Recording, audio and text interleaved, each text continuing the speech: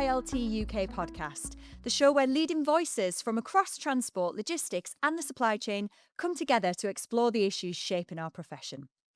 I'm Anna Jane Hunter, the chair of CILT UK, and it is great to have you with us. In this episode, we're focusing on a topic that sits right at the heart of the future of our industry: skills and talent. Across the UK, organisations in transport, logistics and supply chain are facing growing pressure to attract, develop and retain the people needed to keep our networks moving and our supply chains resilient.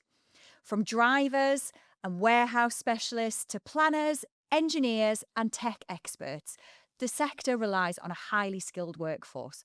Yet many organisations are asking all the same questions. How do we make careers in logistics and transport more attractive to new entrants? Are we doing enough to engage young people and early career professionals? And once people join the sector, are there clear development pathways that encourage them to stay and to progress? At the same time, the nature of work across logistics and transport is evolving rapidly. Digital technology, automation, data, and sustainability are reshaping the skills required across the sector. So today we'll explore those questions and look at how the industry can strengthen its future skills pipeline. Before we get into the discussion, I'm delighted to introduce our two guests. Our first guest is Will Holliday-Jones, Head of Logistics at Cooks & Gold, a company with a long history in high-risk logistics. Will has extensive experience working across the logistics sector and brings valuable insight into how businesses are navigating operational challenges and developing their workforce. Welcome, Will. Our second guest is Barbara Begg, who works in NHS England, where logistics and supply chain operations play a vital role in ensuring healthcare providers receive the medicines, equipment and supplies they depend on every day. Welcome, Will and Barbara. Thank you. Thanks. So, shall we get into it? And the first area I really want to discuss is the question that's being asked all across the sector, wherever I go, which is, what are the barriers to getting people into logistics and transport as a profession? What do you find, Will? Let's start with you. So for me, I think it's the perceived nature of logistics and how people feel about it. So, for example, I was at school, great school, but logistics was never spoken about. I didn't know logistics existed until I was 24, 25, which now saying it sounds really, really naive. But when you're at school, you get taught that, finance or accounting or sciences, logistics is never spoken about. And it's still seen as that fallback option. Right. Whereas it should be at the forefront. We've got such a diverse range of talent and of jobs and of roles, but it's currently not promoted. And I think that for me is a huge barrier because people still see it as something, if I don't succeed at that, I'll fall back into logistics because I can get a job in logistics, which is not that in the slightest. And are you an accidental logistics person? Absolutely. Yeah, huge accidental logistics person. So I fell into logistics 24, 25, got made redundant just before COVID in an events industry and fell into a job at Amazon and loved it, absolutely loved it. And I found what I was good at and what I enjoyed. But prior to that, I didn't know it was a thing that I could do. And that's somewhere I'm passionate about, is to try and grow logistics because it's such a great industry and it's such a great career path, but we need to shout about it because we don't. Absolutely. Building on that, if I may, I think there's something about round. Most people's experience with logistics is their delivery drivers, and they don't recognise actually all of those subspecialisms that are required within our industry and how exciting and rewarding they are as careers. We're not just talking about a job, we're talking about meaningful careers for for your entire career pathway and journey. And I think we really do need to, sort of educate and sell the benefits and talk about how exciting this industry is. You're not sitting behind a desk every day. You're being exposed to so many different things. There are so many different skills that you need. Absolutely. You're working with so many different people, different technologies. You're doing project management. You're doing, governance assurance. There's international work. It's just such a broad spectrum career and industry. We really do need to talk and share that more with people so they recognise that actually it goes beyond just that personal experience of somebody delivering a parcel to them. Yeah, there's something about drivers, because I get this a lot in my sector of transport. We always think of train drivers and bus drivers, but actually, as you say, there's all those things that go on behind the scenes, that people don't see. So how do you think we can promote it better then, Barbara? What do you think we're not doing to get that message out there? I don't think there's one thing that you can do with, a single campaign which will turn things around. I think it's an ongoing issue that we, within the industry, need to continue to talk about. We need to come up, sort of share our experiences, sort of with different, demographics. We need to be promoting these different opportunities, and we really need to maybe talking about, more case studies and sharing some of the exciting times, Absolutely. exciting, industries. Will's got an absolutely fascinating, sort of industry, which I'm sure he'll come on to talk about. In the NHS, we've got obviously, we're really passionate about the patient. Everybody in our logistics teams works because they recognise the value into, sort of in the input they have on patient care. We've got people in Ministry of Defence and across public sectors. People again don't think about when people think logistics, but actually there's so many different areas that people can go into to, sort of create that meaning for them. So, Will, let's come on to that a bit then, because what your business is fascinating, and I've only scratched the surface of hearing about it. Tell us Yeah. a bit more about what Cooks and Gold do, and how you think that fits into, that whole logistics picture that people might not see Yeah, every day. so we are ultimately a jewelry manufacturer, and we also ship jewelry products. And then our second part of our business is we then also do the precious metal side. So we sell precious metal bars, coins, a complete range. So let's say you are a hobbyist on Etsy or eBay. You may sell, so for example, a bracelet or a necklace. Anything you will need to create that piece, you'll come to us for. So, We in essence, gold, silver, and think, then yeah. any kind of metal, Yeah. all across base metals right up to gold, and it's fascinating. And obviously, being the logistics side of the business, it's a very different approach to logistics, going from previous roles in flat pack fashion to very, very high value goods, which is a very different consideration.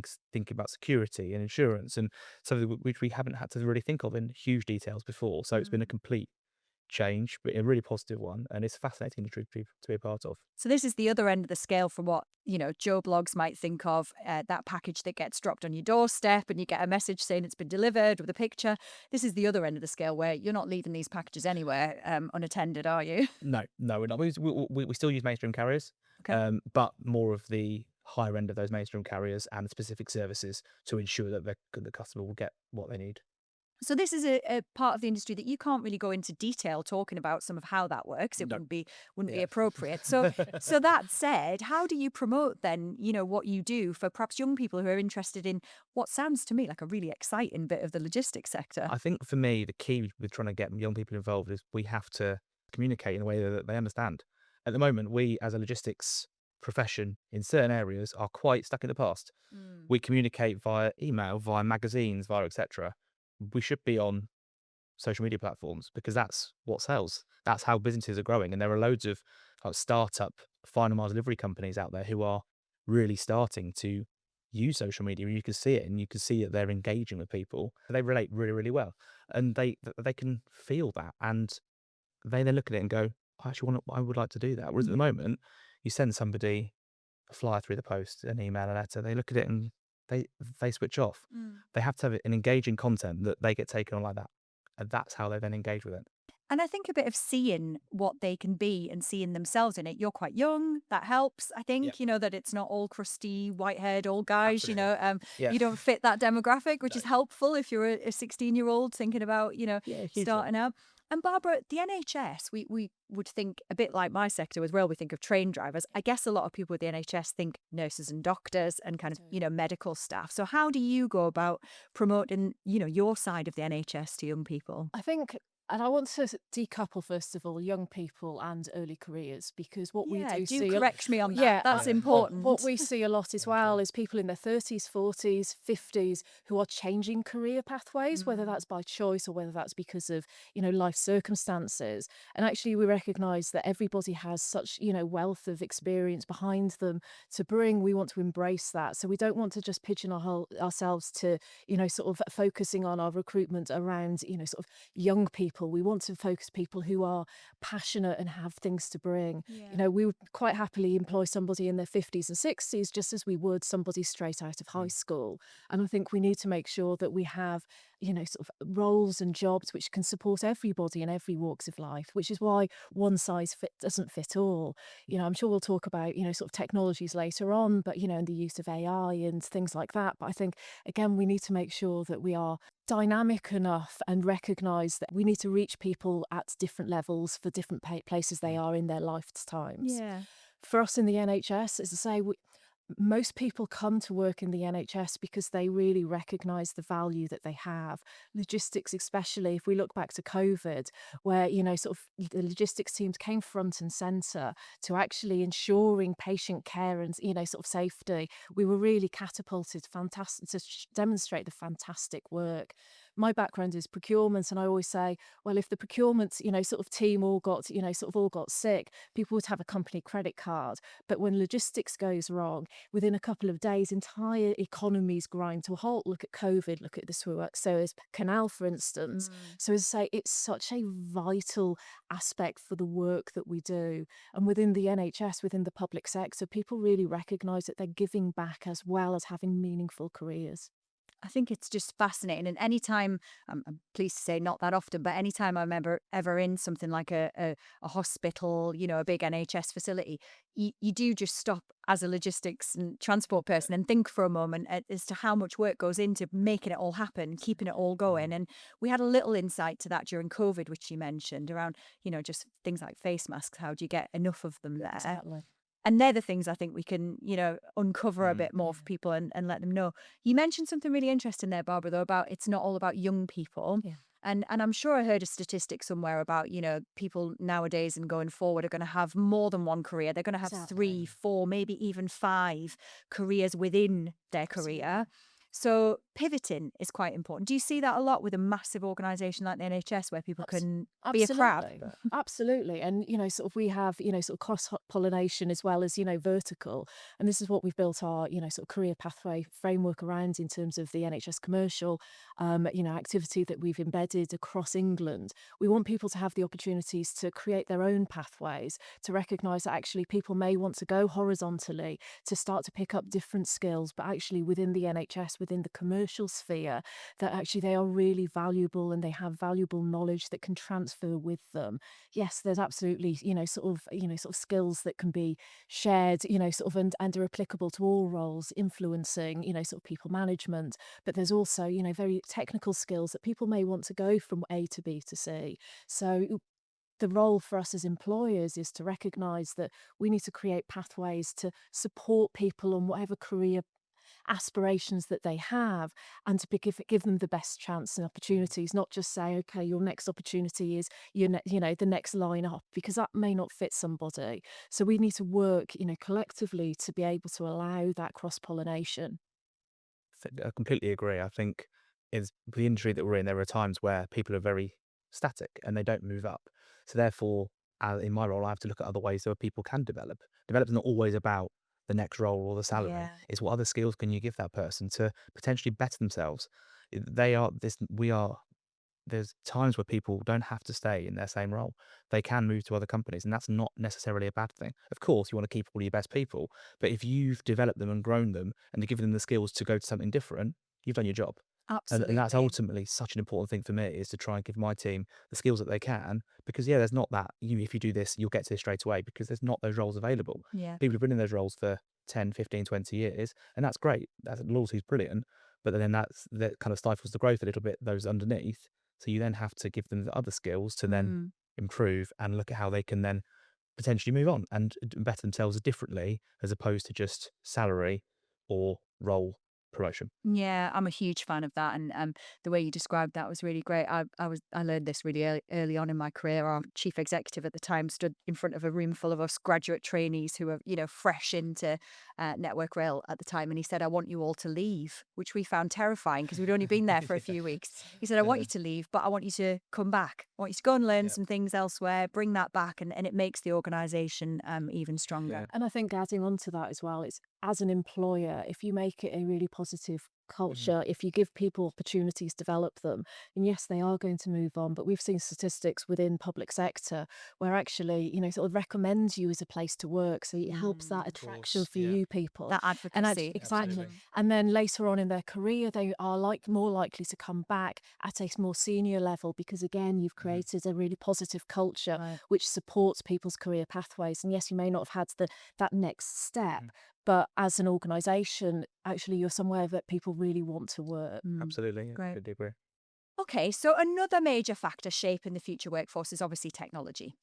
Digitalization, automation, and data are transforming supply chains and logistics operations, the whole lot. And I don't just want to talk about AI. This is about the skills required across the sector that are ever evolving.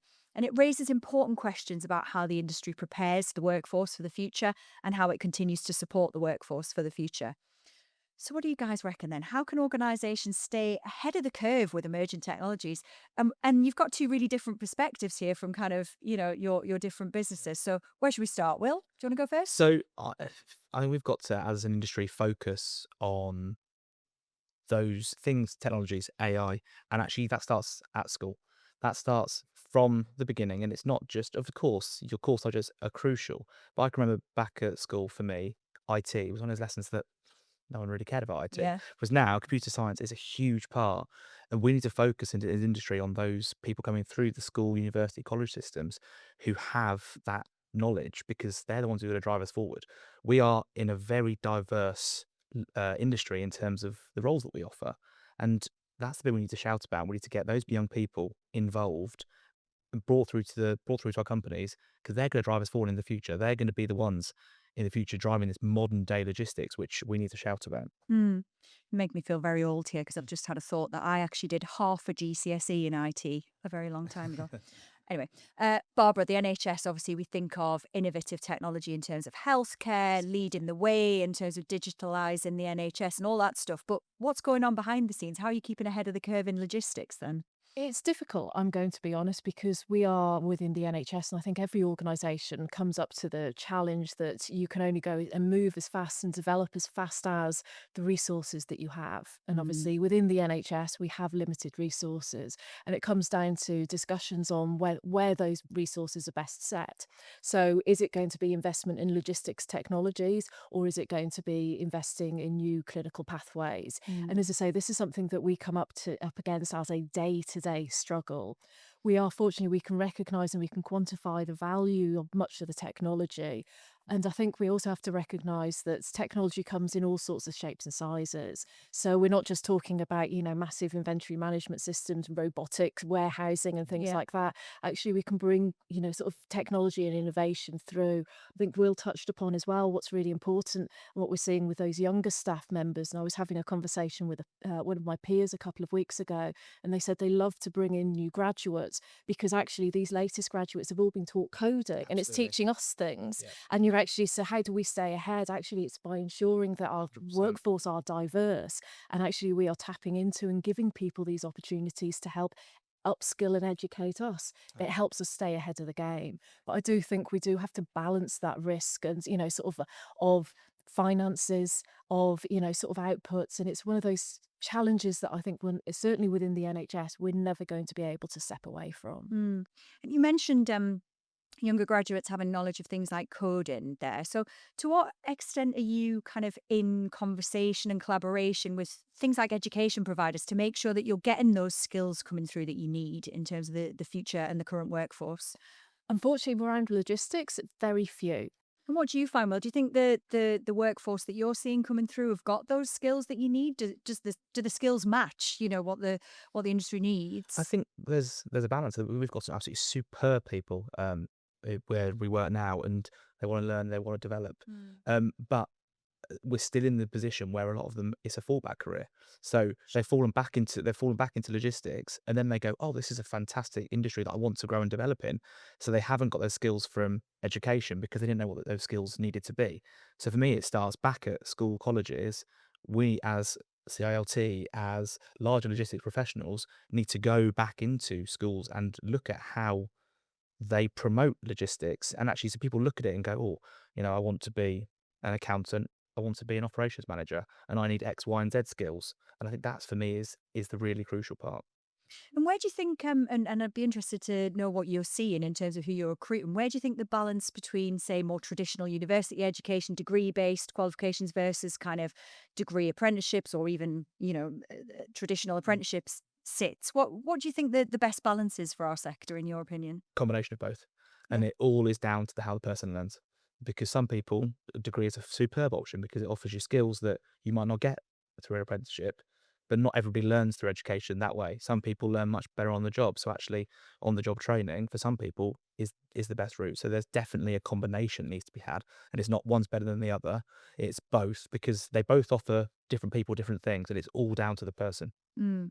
I think it's down to the where they are in their careers as well. We did an Yeah. extensive training needs analysis over our workforce, and we identified that actually those people early on in their career pathways, they were much more focused on and preferred on the job training, actually getting those skills, whereas those middle tiers actually really embraced more, sort of formal educational pathways that, sort of Mhm. qualifications routes. Then when we got to the senior leaders, actually the way that they wanted to learn and the way they developed was actually those peer-to-peer networks, talking with peers who are, sort of at the same level in different organizations, problem solving, sharing ideas, and, sort of cross pollinating at that level. So I think it's how different people learn. We need to make Definitely. sure. Yep. I don't think the way people, I don't think the way we're teaching is necessarily matters. I think it's as long as people actually are embracing that and they are taking on the skills that they're needing for that, for their roles at the right time. It's really Mm. interesting, really interesting. And do you think in future we'll change that? Do you think that's something that we're going to try and maybe focus on skills based training more than, kind of traditional university courses, or do you think we just need to continue to cherry pick in the way that Will's described? For me, I'm an advocate of both because they're both such valuable routes, and everybody is different. Everybody has their preferred way of learning and growing, Mm. and there isn't a one size fits all approach. We as a logistics industry are so diverse, as we've mentioned numerous times. We have so many different roles, which attract so many different types of people. So we have to be open to have different routes of entry. We can't just focus on one because otherwise we wouldn't get the best talent. And ultimately, for us to grow as an industry, we want to get the best talent. Yeah. And I'm a big believer in lifelong learning. I think, Absolutely. it's revisiting education, Mm. not just one and done when you're, Yeah, you're 18, you finished, or when you're 21, you finished is it's got to be good, hasn't it? Because we're Exactly. always learning. Yeah. Okay, so we can't have a conversation about technology and skills without, of course, talking about those two letters, AI. Let's have a little chat about how you think it's affecting your business, your sector at the minute. Are you seeing jobs being replaced by AI yet? Do you see that coming, Barbara? I don't see jobs being replaced by AI. I certainly think we need to harness the technology. Where we are seeing a significant amount of use of AI at the moment is, and I'm sure this is, any industry applicable, but the use of in job applications. Mm. So there are a lot of people and, sort of applying and sending in CVs, which have clearly been written by AI. When they come through then to interview, they're not able to demonstrate. There's no right way to fix it, but there is conversations we need to start to have about how do we manage that? How do we manage that from an ethics point of Mhm. view? And, does it matter that AI has been used to support how much? But I think these conversations are ever growing and something that we do need to tackle and share as a community Yeah. to Mhm. understand how we're all dealing with it to make sure that we are on the same lines. And you mentioned the use of AI in recruitment there in one way. The other way I'm hearing it's used a lot is for sifting of CVs. So, Yes. people are applying for jobs and they're maybe not making the cut because the algorithm has kind of sifted Yeah. them out. And maybe some of that's about qualifications versus experience. Will, where do you think that sits in the AI debate? I think qualification versus experience is a very strong debate, and because you've got so many times now as a graduate, you will graduate, and you will, as a graduate, kind of be expecting a certain role, a certain salary. Mm. But so many times on job applications, it will come up with experience needed. You haven't had that experience because you've been at university. Sure. So then the flip side to that is then you've got your skills based people who start a job at 18 and they already build up that skills. So then they have the experience. So it's a really difficult one of, as an industry, we need to understand the graduates are very, very valuable to us. And those who have a background in technologies and AI, where we're going in the world at the moment, potentially even more valuable to us because I left university 9 years ago, but AI is so far out of my kind of, I'm learning, but it's still, it's not something that I was brought up with. Whereas we have now people at university, school, colleges, that's normal, it's normal day-to-day life, and they're going to be the ones in the future who are going to have to drive the AI Agenda. revolution as Yeah. such within logistics, because we now will be the people who we need to learn. And it's going to be a really fascinating sort of transition over the next 3 to 5 to 10 years. So, is the unicorn then maybe a person who has worked in our sector part time? They've gone to university and done a degree that's valuable, maybe even with some sort of sandwich year or year in industry or a placement, and then they've graduated and come and worked in the sector. Are we asking for too much for everyone to be like that? I think we've touched on it before that there's no one size fits all. There's no one perfect candidate.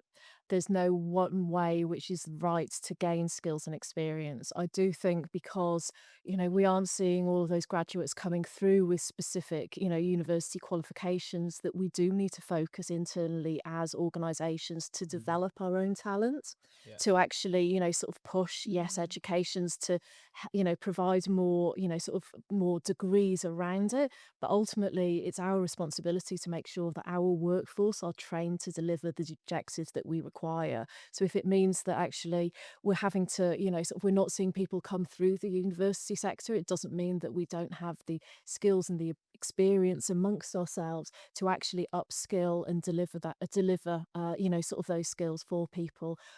Noting, however, that we do need to have that blend of demographics. So people who are coming through with these new technologies, AI understandings, that actually, so we don't get just caught up in that we've always done it this way. Yeah. And interpreting, informing, and programming AI in itself is going to be a skill that we require, isn't it? We're going to Yeah. have to. Absolutely. It's happening. We're going to have to Yeah. embrace it. So we can talk about job losses on the one hand, but isn't it just job shifting? Exactly. And I think that's what people need to be much more aware of. Actually, they're getting rid of some administration tasks to actually be able to do more strategic work. It also works in tandem. So, an example for me in a previous role, we bought in AI robots to help with the picking function. Our workers were walking 36,000 steps a day, but we bought in these robots and we called them cobots because they worked in tandem with the employees. And there was 36,000 steps a day, dropped down to sort of 15,000 steps with these robots. So, it's not always about AI, technologies, automation taking over. It's actually working together and making the job easier. Sure. And maybe even making the job better. That would be Absolutely. the Yeah, ideal. Yeah. absolutely. So we live in an increasingly global kind of economy and logistics network. So another important part of this workforce conversation is international talent. Clearly, these are global industries, and immigration policy and emigration trends can have a significant impact on the availability of skills across the sector. So, Will, how important do you think immigration and international talent has been, and what have you seen in your part of the industry? For me, again, it's absolutely huge. We've already touched on numerous times about how we want to develop or attract the best talent, and there shouldn't be a border that defines that. Of course, we want to look locally. Let's say, so we're based in the Jewellery Quarter, and we want to attract the talent locally. Absolutely. But if there is somebody from different areas of life, different countries, then we want those best people to come to us because we want to grow as a business. Yeah, after Brexit, the companies I was in during that, yeah, you see a reduction. You do see a reduction, and you see a decline of potential skills, which has been a shame in times. But now it's kind of coming back, and people are coming back in, and it's positive. It's a really positive space to be in. One of the things I've seen in the rail sector is what we've referred to often as the brain drain, which is just that there's exciting projects going on all over the world. And, we've had shortages of things like signaling technicians and things like that, where they've gone, actually, I'm going to go and work in Australia or Dubai or, elsewhere in the Middle East. And that's great. But how do we keep that talent, do you think, in the UK if we want Mm. to? For me, it goes back to, again, so we've touched on numerous times, to promotion of what we do as UK-based companies. We do so much fantastic stuff, and we're at the forefront of so many different areas of logistics, whether that be technology, whether that be analysis, whether that be HR. It's such a wide ranging within those companies, but we need to shout about it. We need to promote ourselves to those people who are looking to move abroad to bigger and better jobs, that we are those bigger and better jobs. We have those opportunities, those people to grow, to develop, and we need to shout about it. So we're doing some pretty exciting projects in the UK too, aren't we? So maybe we're Yeah. just not shouting about it enough. We're spending money on, expansion of EV charging for vehicles. The rail sector's got mega projects like the Transpennine route upgrade and what have you. So you think we just need to shout about it? Absolutely. It's all about promoting what we do. And so much of this is, as I've said numerous times, is promoting us as an industry. We are such a diverse range of different jobs, of different roles, of different parts of logistics. It's so diverse that we need to shout about it to those people who want to move abroad, because we are those jobs. We have them here, and we need to try and attract that talent to stay here, as opposed to they want to move to Australia, want to move to America to a role. They should look at the logistics industry and go, that's where I want to be. And that's our challenge, is to grow us and shout about it and make people aware of what we do and how good an industry it is that we work in. And maybe that thing we said earlier about, it's okay to leave, it's okay to get experience elsewhere, but please bring it back when you've Absolutely. been abroad and you've learned Yeah. something really exciting in a different country. Bring it back to us and we can learn from it. And maybe that's a role that CILT has in having that reach across everywhere. So how should we wrap this up then, guys? Any final thoughts, Barbara? Now that we've kind of been around the houses we've talked about young people, lifelong learning, technology. Any closing thoughts from you?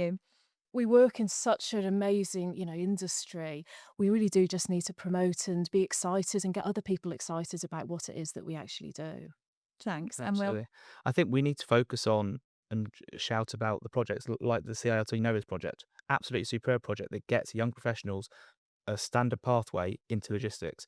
We need more of those kind of processes and more of those kind of programs to get young people and early careers back into logistics, because and hopefully come across the passion. I love it. It's a really great area to be in, and I want more people to be involved in it. And I think we could do so much more.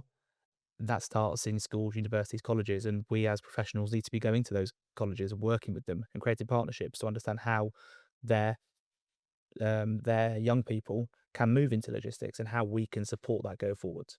Your passion has definitely come Okay, good. across, and it's been great talking to you both. And just in case anyone's noticed, we couldn't talk about, some of the things we have done without touching on diversity. We're not ignoring it. We have a future episode planned that's going to really delve more into that, because it's a topic in itself, isn't it? And we'll get Absolutely. into that Yeah. in a future episode. That brings us to the end of today's episode and what has been a really valuable conversation. I'm sure you agree. We've explored the challenge of attracting new talent into transport and logistics, the role that technology and evolving skills will play in shaping the future workforce, and the importance of international talent in supporting our sector. I would like to say a huge thank you to Will Holliday-Jones and Barbara Begg for sharing their insights and experiences. These are exactly the conversations we want this podcast to encourage, helping our profession to adapt, evolve, and prepare for the future. Before we go, we would love to hear from you. Join the conversation on LinkedIn, share your thoughts on today's episode, and tell us what topics you'd like us to explore next. I mentioned diversity, but we want to hear what you'd like to hear about. And don't forget to subscribe if you're listening on YouTube or Spotify. Thank you for listening to the CILT UK podcast. Until next time, keep moving, keep thinking, and keep the conversation going.